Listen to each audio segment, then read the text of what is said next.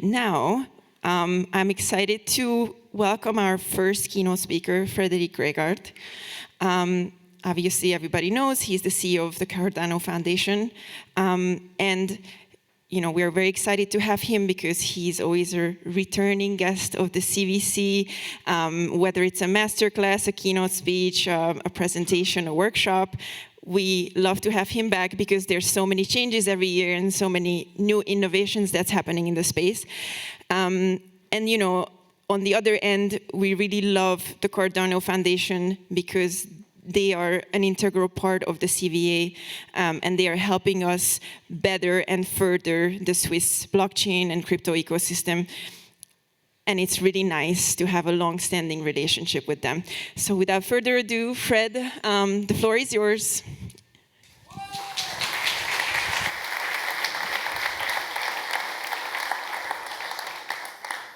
Thank you very much, everybody. It's a pleasure to be here again. Something extraordinary happened in the last couple of weeks. Most of us, we got a little bit stressed. The heart started pumping a little bit because we saw that crypto got stress tested in a way we haven't seen for a couple of years. And I think that is remarkable. But what is even more remarkable, and there I need your help a little bit, is we actually managed to go through on the other end. What I mean about that is that we saw that the protocols and even some of the more established stablecoins, they actually passed through that stress test. We saw billions flying out, we saw a bank run on many things, and we passed through it. So what does that really prove? Well, it does prove that what we've done here in Crypto Valley and around the world, that passes not only the stress test, but also passes the enterprise test. So I would like all of you to turn right and clap the guy next to you or the shoulder next to you and say thank you very much because what you built is solid, huh? Now that is super hard, right? Because we are going into a bear market, right? We're going into a crypto winter. But think back, right? Because what really happened was we were able to prove that that tangible apple can now move in a digital sense without us worrying about double spending, without us worrying about the Byzantine attack. We actually proved that we can transact without Wall Street, that we can do a P2P transaction, that we can do DeFi, and we can do a lot of other things in crypto. But what is even more extraordinary was the technology behind crypto actually matured in that aspect. So the last couple of years, this maturity has gone to a place where we can now finally say not only crypto is open for business, but blockchain is open for business. But what is really needed now? What is really needed now to go to the next level? Well, it is that we need to start unlearning something. We were all saying, we need to move fast, we need to break things. But what's happening is that we are now breaking so many things that we start losing trust. When we start losing trust, which is the fundamental currency of commerce, which is the value proposition crypto really has, is a difference in how you trust, then we start losing gains. Therefore, I would like to say we need to start doing something new. We need to move slower and start fixing things. But where is it we need to start fixing things and move slower? So this is a battle space which I drew up to kind of talk about where is the next evolution of blockchain actually coming. And I think the main part you need to understand here is that there is a value capture space. On the top here, and this is not just, this is a very Cardano-centric slide, but it works exactly equal for nearly all layer 1 blockchains. And that is that to get adoption, to really get to a place where people use the blockchain and put essential value there, put enterprise value there, put processes there, puts the lives of people there, we need to ensure that 4 things are happening. First of all, decentralized apps, it works. You just scratched the lady next to you or the gentleman next to you is back, it works, right? But what we haven't really seen yet is new innovation on the blockchain. And now some of you are saying, oh, but we built a DEX and we did certain things. Yeah, but we had exchanges before, right? We had currencies before. We had P2P lending before, right? We had all of those things before. But this really incremental new innovation where we see that the blockchain is being used to create something we haven't seen before, like the Uber of the blockchain. We haven't seen that at scale yet. The legacy businesses, right, the UBS of the world, the Siemens of the world, the ABB, that they actually start using the blockchain for what it was intended to do, the decentralized database layer, that they actually start trusting that. It's the same transformation we went through when we came from a centralized database, we went to the cloud. A lot of us, we've been struggling a lot about explaining why you should go to the cloud. Now everybody is more or less cloud-based. Now we need to take the next step, and that is going from cloud to blockchain. And last but not least, there is a lot of work in terms of consuming the blockchain. Most of us has been in discussions around, well, crypto, you're circumventing regulation. You are hiding from somebody. You're obfuscating something. But in reality, we are not, right? We're using actually something which is way more transparent than the existing systems of the world. So there's a whole new business model which is not about actually transacting on the blockchain and storing on the blockchain. It's all about consuming the data which is available on the blockchain. Think about how Bloomberg built an empire in the capital markets. We are now seeing Messari and other players building an equal large empire and bridging that to traditional capital markets by consuming the blockchain. So those 4 business models, we actually only proven one of them, and that's the dApps, right? Now, why is it so important that we started with the dApps? Because if we can make crypto work, we can make every industry work better. The difference there is between a current operating model, where you're having a product or service who connects to a centralized database, and that connecting to a blockchain-based database is only one thing. That is the financial services arm who is connected to that. Because by using a public permissionless blockchain, you need to interact with a token. That's how you pay. That's the software as a service, if you really truly believe in decentralization. So to have those tokens, well, you interact with a new type of capital markets, a type who sometimes move 40% in a day. And that's not really something you want if you want to start using smart contracts, or you want to put metadata, you want to really scale this and use it for some of the problems we haven't started tackling. But that's why we were celebrating in the start today. We were celebrating because we know that we can solve that problem. We know that this only difference, which is how the financial services layer comes into the blockchain, we already did that. We proved that in the last 3 weeks. So that's not the problem anymore. Now, I am a very large advocate for open source. I'm learning every single day. So when you look down in the bottom at the base layer, I think we need to really start looking at 2 things. One is the actual blockchain, and the other one is the code repository. If you look into Linux and the Linux Foundation and what they've been doing with that, over 80% of the internet right now is running on open source software. That most of the public permissionless software is actually available to read. You can copy it and so on. That's one thing. But we need to start interacting with it. We need to encourage companies to start adding and contributing to those code bases. It doesn't matter really if Siemens or Merck or another large company is using the blockchain, as long as they're adding to the code repository. Because that does something magnificent. It brings interoperability. It brings standards. Think about how the new cloud standards are creating plug-and-play solutions for banks today, which allows them to cut costs, give access to data to the front-end staff, and so forth. It's the same interaction which is happening. So what we have to do now is we have to say, 4 business models, 1 is done and dusted. There's a lot of innovation who can happen there still, right? But the 3 others is what's going to put blockchain, and not just crypto, but blockchain on the map. And that's going to enhance crypto, right? In allowing them to earn money or to cut costs or to have more interactions with the clients will allow them to really truly see what the blockchain can be used for. Because a lot of people are still struggling to understand which use cases matters. The other positive thing is, if you actually think about it, there's a whole legacy industry whose only job today is to have a product or service who gives a company access to a centralized database or a cloud-based database. So every single one of these boxes here actually represent $1 billion legacy industry. which we can convert to blockchain. And to convert them to blockchain is not sufficient that we show them how crypto works, because that's the risk mitigation. We need to show them what is the value this value capture layer will bring them.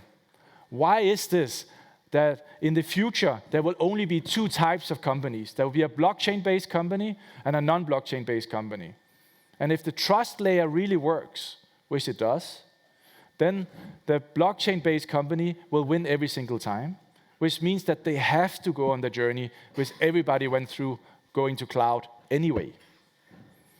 Therefore, working into every single one of these boxes will allow them to understand how much revenue, or how they can cut cost, or how they can get more distribution, will allow the value capture layer to grow even more, which will create a downward pressure on actually ensuring that the code bases, so the repos, get stronger, but also that the actual blockchains get stronger.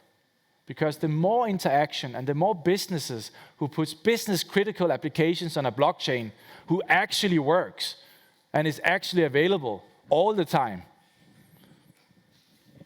the better it is for everybody. It will probably start a cascade.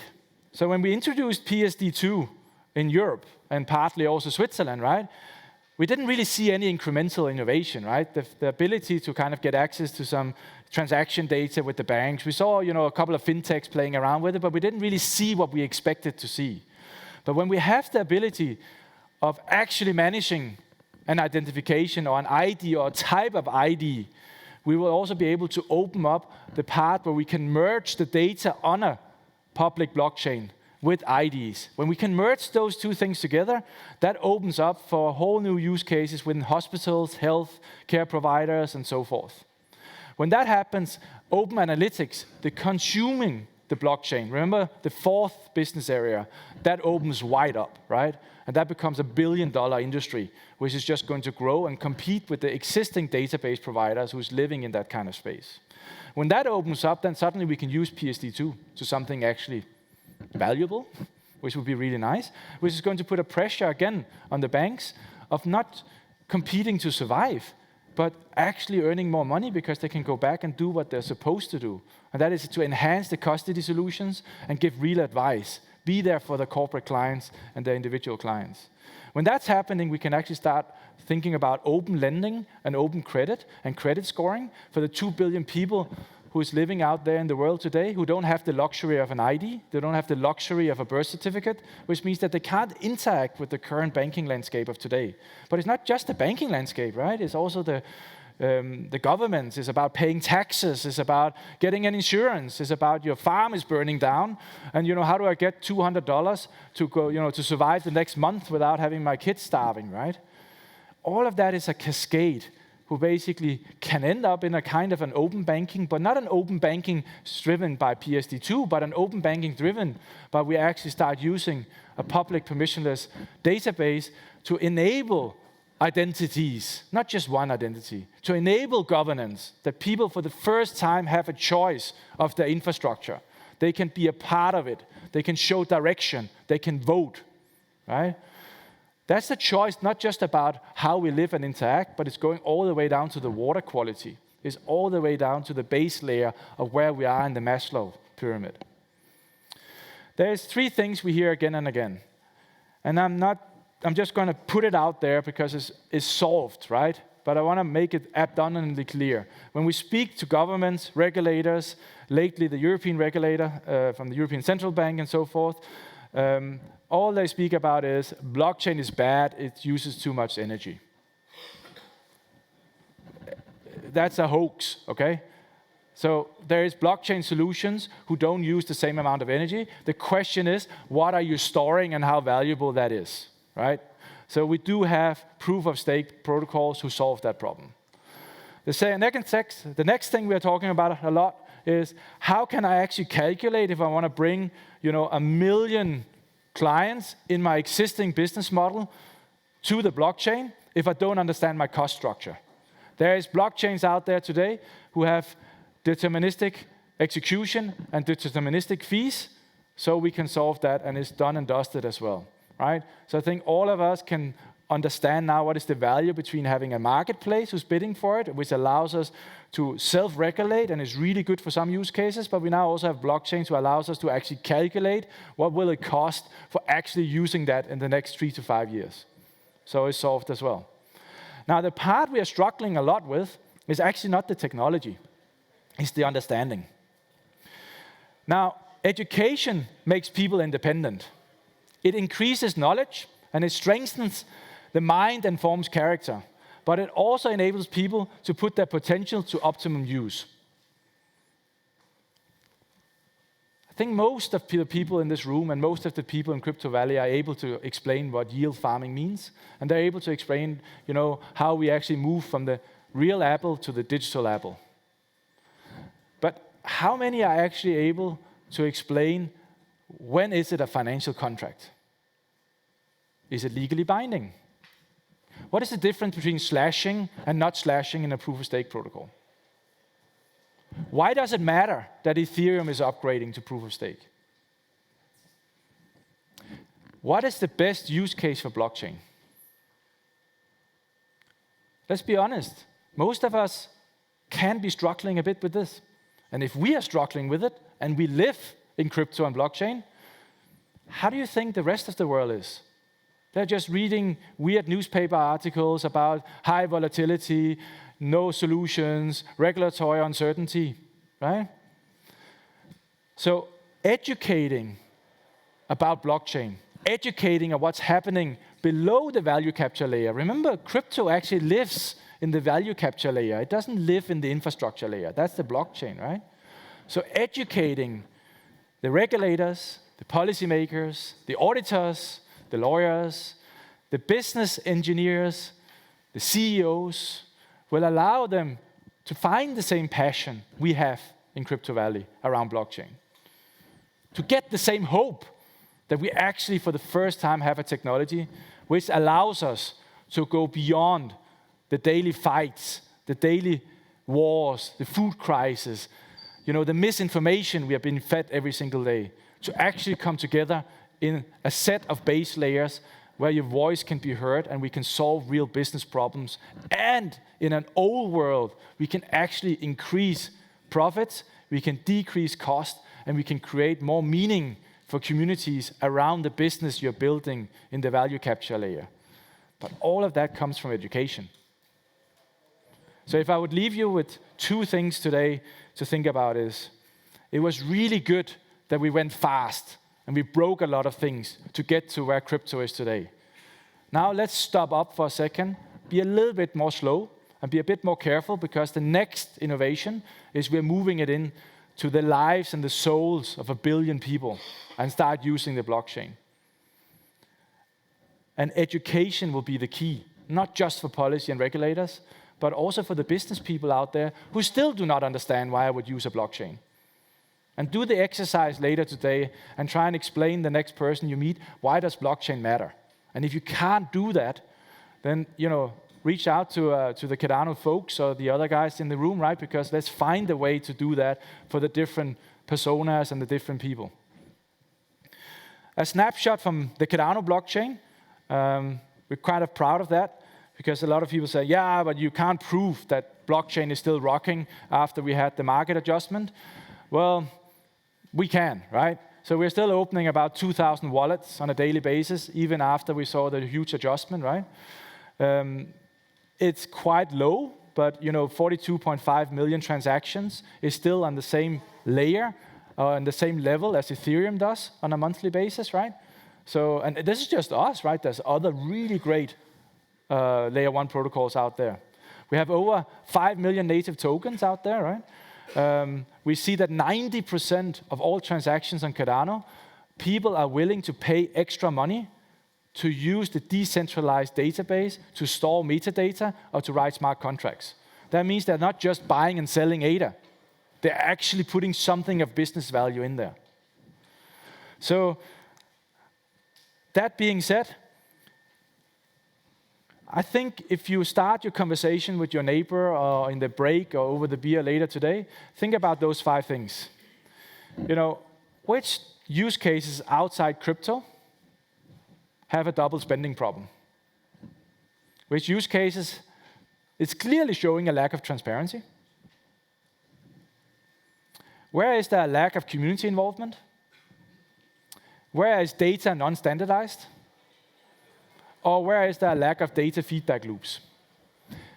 You don't need to tick all of those boxes, it's not necessary. But if you just kind of think about one of those and think about a business you either have been working in or one of your vendors or one of your colleagues who works there, you'll be surprised that this is some of the things we've been struggling with and throwing IT at for about 50 years. But for the first time, we now have a massive upgraded version of that. It's called blockchain, and it's open for business. Thank you very much. I'm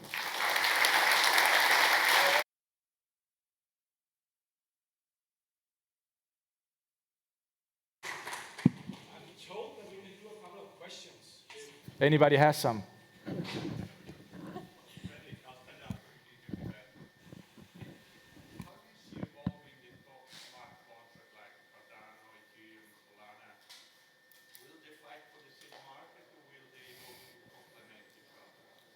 So for the live streaming, I will try and say the question one more time. So the question is, how do we see, or how do I see the top smart contracting platforms? I think it was Cardano, Ethereum, Solana. And will they fight about the same market, or are they actually complementary to each other? I think that was the gist of the question. So there is a huge difference in the three platforms who was mentioned in terms of the architecture. And I think the one which most people understand is Ethereum, and it actually got to a really good level in terms of creating some standards for ERC, smart contracts. Now, if you compare it to Cardano a bit, with Cardano, you don't need to do a smart contract to do an NFT. So this is a massive difference, right?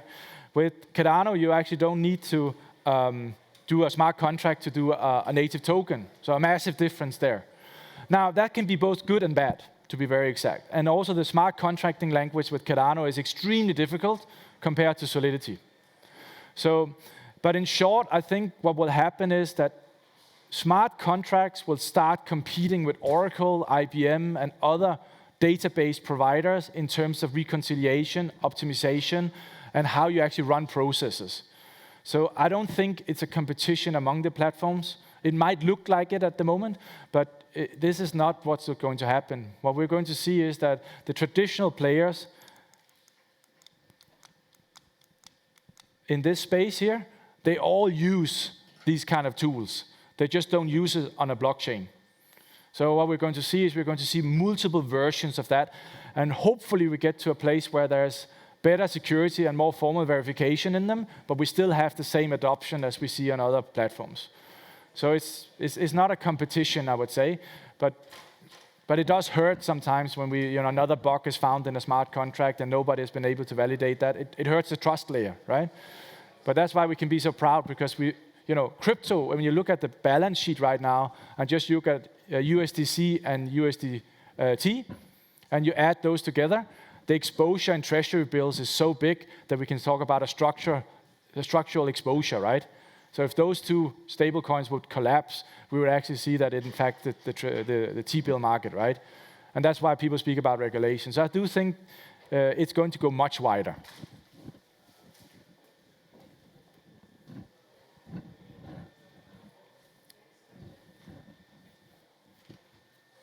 Oh, I got off the hook really easy today, huh? That's unusual. We have a couple more minutes, so feel free to ask what you want.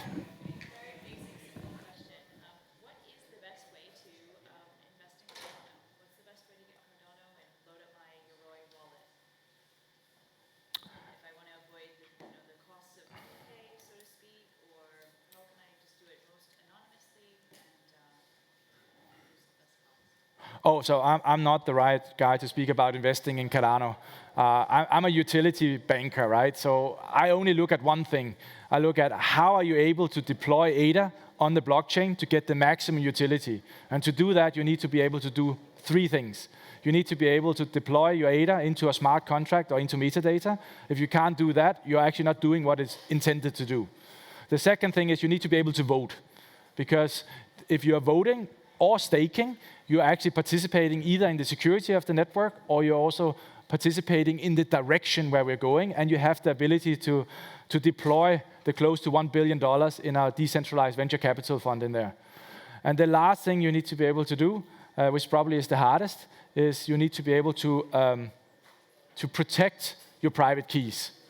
And some people, they feel fully comfortable with a hardware wallet or with storing their keys themselves.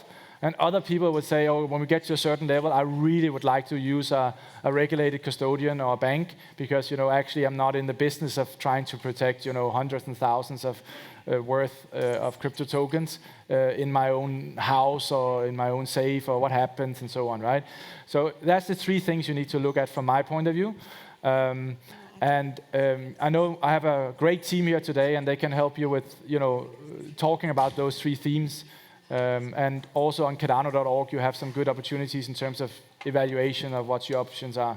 But I think those three things is what you need to answer. Yeah. Jason? Hi, Fred. I'm sorry to be the bearer of bad news. Probably not unexpected. The state of New York just announced a plan to ban proof of work mining. And my question is, how do you feel about the pros and cons of both proof of work and the security algorithms that go along with it and potential proof of stake? So I'll try and repeat the question. So the state of New York has just issued their intent to ban proof of work. Jason is saying, what about the trade-off between proof of work and the security that brings and proven over 10 years compared to proof of stake?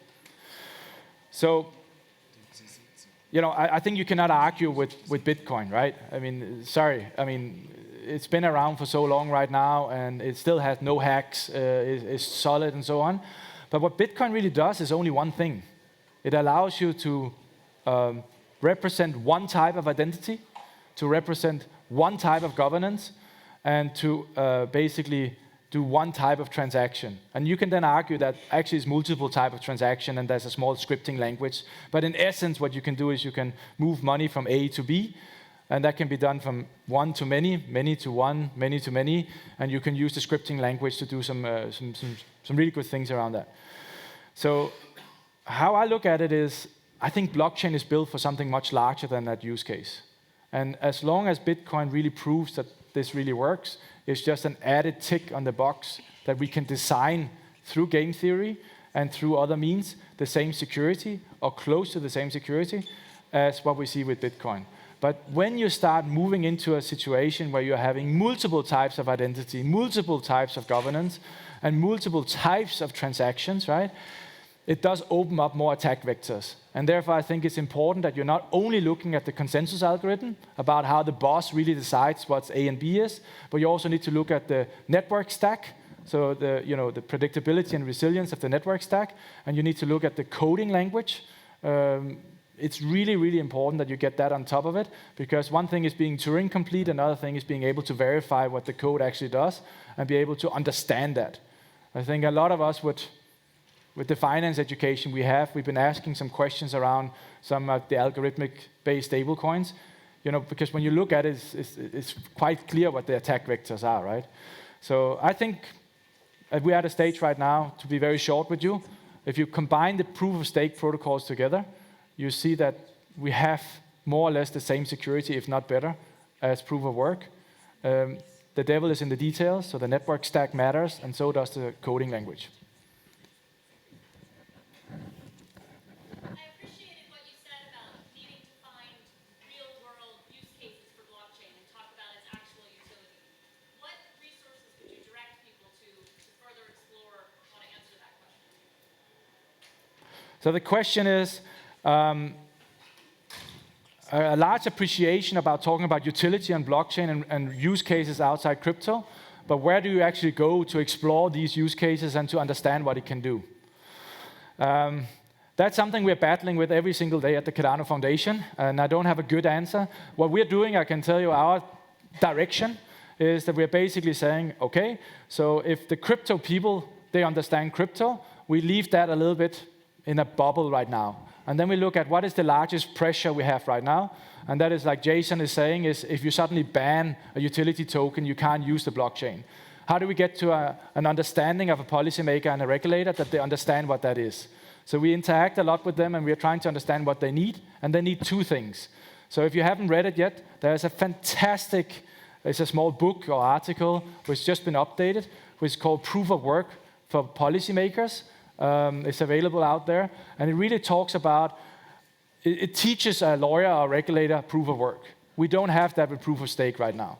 So we're going together, quite a few players, layer 1 protocols, to try and write something similar up. So really, you need to teach on a certain level that you hit the person you're talking to.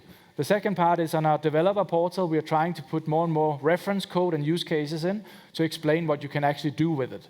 The third thing is we are partnering with universities to ensure that when you go to a university and you take a CIS or you take a master course in blockchain, you don't only learn about proof of work.